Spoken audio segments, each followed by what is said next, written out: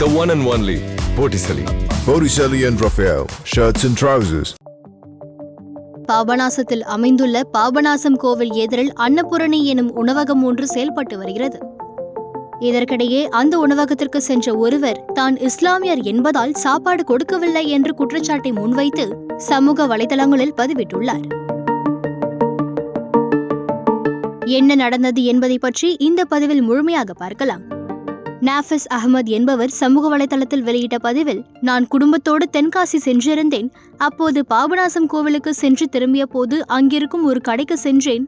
8 முழு சாப்பாட்டை ஆர்டர் செய்து அதற்காக 800 ரூபாயை கொடுத்தேன். 20 நிமிடங்களுக்கு பிறகு பார்சல்களை வாங்கிச் செல்வதற்காக நான் எனது மனைவியுடன் அங்கு வந்தேன். அவர் பர்தா அணிந்திருந்ததை பார்த்த கடையின் உரிமையாளர் சாப்பாடு கொடுக்க மறுத்து பணத்தை பெற்றுக் கொள்ளுமாறு கூறிவிட்டார். அந்த நேரத்தில் பார்சல் ரெடியாகத்தான் இருந்தது. மற்றவர்கள் சாப்பிட்டுக் கொண்டிருந்தனர். வாக்குவாதம் செய்த போதும் அவர் எங்களுக்கு சாப்பாடு கொடுக்காமல் பணத்தை திரும்ப கொடுத்து விட்டார். எங்களுக்கு அப்போது வேறு எங்கும் சாப்பாடு கிடைக்கவில்லை. 3 மணி வரைக்கும் சுற்றித் திரிந்து பிள்ளைகளுக்கு கேக்கை வாங்கி கொடுத்தேன். தமிழ்நாட்டில் இப்படி நடப்பது என்னால் நம்பவே முடியவில்லை என்றுதான் அந்த இஸ்லாமியர் உணவக உரிமையாளர் சாப்பாடு கொடுக்க மறுத்துவிட்டார் என்றதை குற்றம் சாட்டி பதிவிட்டுள்ளார். இந்நிலையில் கடையின் உரிமையாளருக்கு தொடர்பு கொண்டு விளக்கம் கேட்டபோது, ஒரு நாலாம் பட்டையில இருக்கிறேன், ஒரு 12:45 இருக்கும் அந்த டைத்துல இவங்க வராங்க. நல்ல ஆமா ஆமா ஆமா. எப்பவுமே மத்தியானம் பாத்தீங்கன்னா பெரிய அளவுல வேலையாட்கள் இருப்பாங்க. அன்னைக்கு பாத்தீங்கன்னா ஒரு 4 பேர் லீவு. Okay sir. 2 பேர் தான் இருக்கிறாங்க. நல்ல கூட்டம், செம்ம க்ரௌடு. அப்போ இவங்க ஃபேமிலியோட வராங்க. மொத்தம் 8 மீல்ஸுக்கு டோக்கன் வாங்கிடுறாங்க. நான் கொடுத்துடுறேன். சாப்பிடறதுக்கு அதுக்கு முன்னாடி ஒரு 16 பேர்ல 12 பேர் சாப்பிட்டுட்டு மீதி 4 பேர் சாப்பிடறதுக்காண்டி உட்காந்துருக்காங்க. அவங்களுக்கு மட்டும் தான் ரைஸ் இருக்கு. ஓகேவா? இவங்க என்ன பண்றாங்க? ஆமா, ஆல்ரெடி வாங்கினவங்க. அவங்க சாப்பிட்டு வெளியே அவங்க குரூப் போயிட்டாங்க. 4 பேர் உட்காந்து சாப்பிட்டு இருக்காங்க. சாப்பிடுறதுக்காண்டி அவங்க வெயிட் பண்ணிட்டு இருக்காங்க. அப்ப 10 பேருக்கு ரைஸ் பார்சல்னா 8 பேரு, பார்சல்னா 8 பேரு உட்காந்து சாப்பிட்டா 8 பேரு போட்டலாம். பார்சல்னா 10 பேர் ரைஸ் தேவைப்படும். கூடுதலா வரும். அப்படிங்கும் போது நம்ம வெயிட் பண்ண சொல்றோம். உலக வச்சாச்சு, கொதிச்சிட்டு இருக்கு, கொஞ்சம் வெயிட் பண்ணுங்க அப்படின்னு ஒரு 20 நிமிஷத்துல இருந்து ஒரு அரை மணி நேரத்துல உங்களுக்கு பார்சல் தந்துடலாம் அப்படின்னு சொல்லி நம்ம சொல்றோம். ஓகேங்க சார். அவங்க இல்ல எங்களுக்கு கொஞ்சம் அர்ஜென்டா வேணும், நாங்க சென்னையில இருந்து வந்திருக்கோம், நாங்க குளிக்கிறதுக்காண்டி நாங்க போயிட்டோம், நாங்க குளிக்கிறதுக்காண்டி வந்திருக்கோம், எங்க குழந்தைங்க எல்லாம் போயிட்டாங்க முன்னால, எங்களுக்கு அர்ஜென்டா வேணும் அப்படிங்கிறாங்க.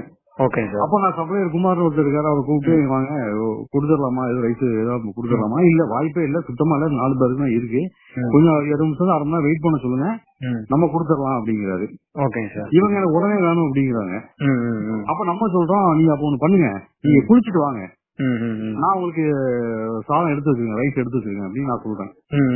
இல்ல இல்ல இல்ல எனக்கு உடனே வேணும் அப்படிங்கிற மாதிரி சொல்றாரு. சொன்னா அம்மா நீங்க சாரி வாங்க, சாதம் மட்டும்தான் இல்ல, நீங்க போய் கூட்டு பொரியல் சாம்பார் ரசம் எல்லாமே இருக்கு, ஆமா ரைஸ் மட்டும் தான் இல்ல, நீங்க கொஞ்சம் வெயிட் பண்ணுங்க, இல்ல முடியாது கொஞ்சம் எனக்கு அர்ஜென்டா வேணும் அப்படிங்கிற அவங்களுக்குள்ள டிஸ்கஷன் நடக்கு. அப்ப நம்ம குமார் அவர் சொல்றாப்புல, மறுபடியும் போய் அவர்கிட்ட சப்ளைட்ட போய் கேக்குறாங்க.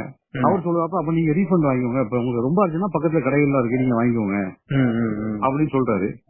அப்புறம் இவங்க பேசிக்கிட்டே இருக்காங்க. பேசணும்னா மறுபடியும் நான் போய் என்ன பார்சல் வெயிட் பண்றீங்களா, பார்சல் கட்ட சொல்லிடலாமா அப்படின்னு நான் கேக்குறேன். இல்ல ரீஃபண்ட் கொடுன்னு சொல்லி அவங்களாதான் வாங்கிட்டு போறாங்க. டோக்கன் கொடுத்தாங்க, நான் அமௌண்ட் திருப்பி கொடுக்குறேன், வாங்கிட்டு போறாங்க. இது 31ஆம் தேதி நடக்குது சார். இந்த இன்சிடென்ட் நடக்கு. இன்னைக்கு காலையில தான் எங்களுக்கு தகவல் இந்த மாதிரி உங்க கடையை பத்தி, உங்க நிறுவனத்தை பத்தி எக்ஸ்ல நாங்க இந்த மாதிரி பார்த்தோம். கியூ பிராஞ்சில இருந்து, அப்புறம் இங்க உள்ள லோக்கல் எஸ்பிசிஐடி, அப்புறம் பத்திரிகை செய்தியாளர்கள் எல்லாம் வரிசையா வராங்க. நாங்க அவங்கள்ட்ட ஃபுல்லா நம்ம என்ன பழகணும், நோக்கம் எங்களுக்கு நாங்க இந்த மாதிரி யாரையும் சொல்றது இல்ல. நாங்க 45 வருஷமா தொழில் பண்ணிட்டு இருக்கிறோம். உணவு தொழில மதம் கலந்தா அது பெரிய மலம் கலக்குற மாதிரி நம்ம இருக்கோம். அப்படிலாம் நாங்க அந்த மாதிரி எங்களுடைய குறிய எண்ணம்லாம் கிடையாது. நாங்க சாப்பாடுக்கு வச்சிருப்போம். சாப்பாடுலாம் காயாக போய் எங்களுக்கு சாப்பாடு நாங்க தனியா எடுத்து வச்சிருப்போம். அதை கூட யாராவது பசியோட வந்தாங்கன்னா நாங்க அவங்களுக்கு கொடுத்துட்டு நாங்க பண்ணியா போவோம் தவிர இது வச்சுட்டு நாங்க யாரும் இல்லன்னு சொல்றது இல்ல. அந்த மாதிரி பாசுவாலிட்டி நாங்க பாக்குறதே இல்ல. நான் 1 மாசம் ஃபுட்டேஜ்னால நான் அப்படி கொடுத்துறேன், வீடியோ ஃபுட்டேஜ். அதை ஃபுல்லா அவங்க பாக்க சொல்லுங்க. எத்தனை பேர் முஸ்லிம்ஸ் பர்தாவோட சாப்பிட்டு இருக்காங்க, எத்தனை பேர் போயிருக்காங்க, நாங்க எப்படி ட்ரீட் பண்றோம் அவங்கள, இதெல்லாம் சிசிடிவி ஃபுட்டேஜ்ல கவர் ஆயிருக்கு. எல்லாமே பாக்க சொல்லுங்க. நாங்க அந்த மாதிரி எந்த தப்பும் பண்ணல. அந்த மாதிரி புரிய எண்ணம் படைச்சவங்க நாங்க கிடையாது.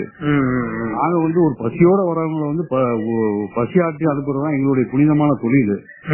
அதான் நாங்க சரியா பண்ணிட்டு இருக்கோம். எங்களோட மனசாட்சிக்கு பயந்து நாங்க அந்த தொழில பண்ணிட்டு இருக்கிறோம். எங்க தாத்தா பண்றேன், எங்க அப்பா பண்றாங்க, அப்பா பண்றேன், நான் பண்ணிட்டு இருக்கேன். அப்பாவுக்கு பெரிய மன உளைச்சல். எங்க அப்பாவுக்கு சீனியர் டீச்சர் எங்க அப்பா, அவங்களுக்கு இதனால ஒரு பெரிய மன உளைச்சல். எனக்கு நாளைக்கு அந்த டைப்ல அவங்க சிசிடிவி ஃபுட்டேஜ் அதுல இருக்குது. நான் அவங்க வரும்போது நான் போன் பேசிட்டு இருக்கிறேன். என் பொண்ணுக்கு உடம்பு சரியில்லை, நான் அது சம்பந்தமா பேசிட்டு இருக்கேன். அவங்க ஹாஸ்பிட்டல்ல டோக்கன் போட சொன்னாங்க. நான் அது சம்பந்தமா உடனே கிளம்பி வரேன், வெயிட் பண்ண சொல்லுங்க சொல்லி நான் அது சம்பந்தமா என் பொண்ணுக்கு உடம்பு சரியில்லைன்னு சொல்லி நான் அது சம்பந்தமா பேசிட்டு இருக்கிறேன். அந்த டைப்ல இவர் வாராரு. அது எல்லாமே நான் சிசிடிவி ஃபுட்டேஜ் இருக்கு sir. Okay sir, okay sir. ஆமா, இது வந்து உண்மைக்கு புறமா அவங்க சொல்றாங்க. நாங்க மனசாட்சிப்படி நாங்க தொழில் பண்றோம். நாங்க அந்த மாதிரி யாரையும் பார்சாலிட்டி பாக்குறது கிடையாது. Okay sir. எத்தனையோ இஸ்லாமியர் அந்நிய மதத்தவர் வராங்க, நம்ம அப்படிலாம் ட்ரீட் பண்றது கிடையாது. இன்னும் குறிப்பா சொல்ல போனா பொட்டல்புதுங்கிற பகுதியில இருந்து நமக்கு ரெகுலர் கஸ்டமரே இருக்காங்க. Okay sir. அதனால நம்ம அந்த மாதிரி பண்ணல சார். இது தொடர்பாக நமக்கு கிடைத்த சிசிடிவி காட்சிகள், சாப்பாடு கேட்ட நபர் டோக்கனை வாங்கிய பிறகு ஐஸ்கிரீமை வாங்கிவிட்டு அதற்கும் பணம் கொடுக்கிறார். மேலும் நேரம் ஆகிறது, சாப்பாட்டை சீக்கிரம் கொடுக்க முடியுமா என்று சிரித்த முகத்துடன் கேட்டுக்கொள்கிறார். சாப்பாடு தயாராக நேரமாகும் என்று தெரிந்த பிறகு கொடுத்த பணத்தை மீண்டும் பெற்றுக்கொண்டு அமைதியாகத்தான் செல்கிறார். இந்த காட்சிகள் அனைத்துமே சிசிடிவி கேமராவில் பதிவாகியுள்ளது. மேலும் இந்த குற்றச்சாட்டுக்கு பதிலளித்த உணவக உரிமையாளர், அவர்கள் சென்ற ஒரு சில நிமிடங்களில் மற்றொரு இஸ்லாமிய பெண் வந்து சாப்பிட்டு சென்றார். இன்னும் சொல்ல வேண்டுமானால் எங்களது கடையில் இஸ்லாமியர்கள் இருவரும் வேலையாட்களாக பணிபுரிகின்றனர் என்று அவர் கூறியுள்ளார். இந்த விவகாரத்தில் உணவகத்தின் மீது குற்றம் சாட்டிய நபரை சமூக வலைதளங்களில் தொடர்பு கொள்ள முயன்றும் ஆனால் தொடர்பு கொள்ள முடியவில்லை. ஆதலால் குற்றம் சாட்டியவர்கள் தாங்கள் தரப்பில் விளக்கம் கொடுக்க முன்வந்தால் அதையும் ஆராய்ந்து செய்தியாக பதிவிட தயாராகி இருக்கிறோம். பார்ட்டி வேர்னாலும் ஐ ப்ரிஃபர் போட்டிசலி.